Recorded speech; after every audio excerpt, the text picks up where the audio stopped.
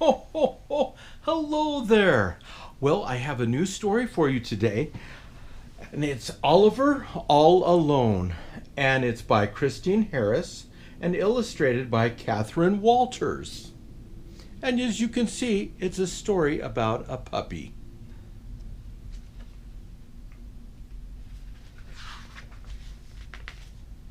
Okay.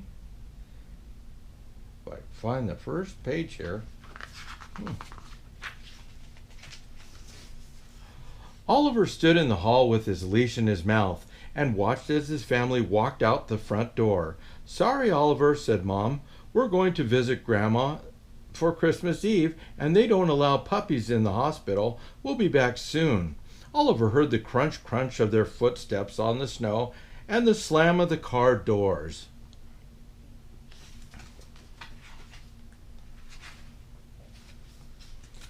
He dropped his leash on the doormat and whimpered. He didn't like being alone. The house seemed so big and empty and dark. Suddenly he heard something thump, thump, thump. The strange noise was coming from upstairs. Oliver flung his head back and howled.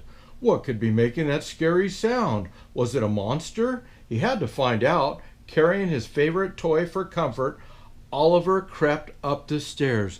And you can see him creeping up the stairs. He prowled along the landing with his tummy close to the carpet and peered into Mom and Dad's bedroom. There on the bed sat a bulging, stringy-tailed beast. Can you see the beast? Grr, growled Oliver. As fiercely as he could, he launched his small body at the stringy-tailed monster, snarling as he shook it to bits. Just when he was feeling very proud of himself, he heard another thump, thump, thump. But now the noise was coming from somewhere else.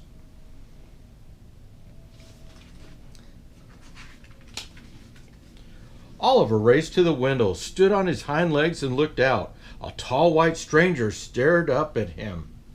Ooh. Oliver barked and scratched at the window. If only he could get outside and chase the stranger away. He barked and barked, but the figure didn't budge. The little dog was making so much noise that he almost didn't hear the thump, thump, thump. This time it was coming from behind him.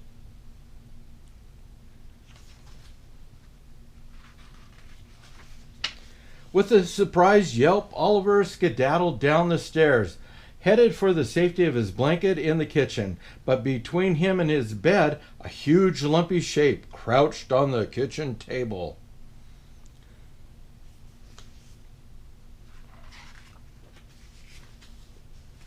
Before the creature could spring on top of him, Oliver decided to pull it down from its perch. He grabbed one end of the tablecloth and tugged with all his might. The lumpy thing tumbled to the floor. Oliver butted it with his nose. It felt as cold as ice and as hard as a stone. But it smelled good. Thump, thump, thump. The noise interrupted Oliver's inspection.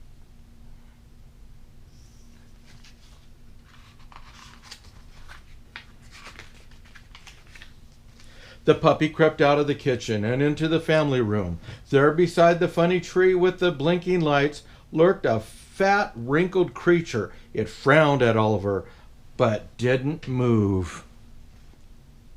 Looks a bit suspicious, doesn't it?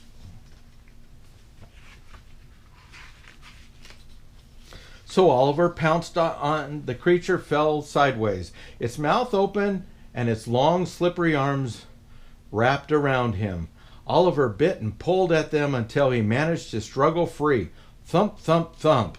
That noise again. Now it was coming from the living room.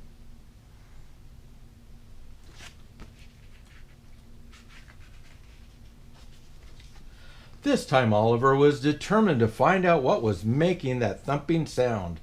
Being careful not to alert the intruder, the puppy inched quietly towards the living room door. A strange shadow moved along the wall. Oliver had caught the thumping creature at last. Barking furiously, he ran into the room. It does look like a strange shadow.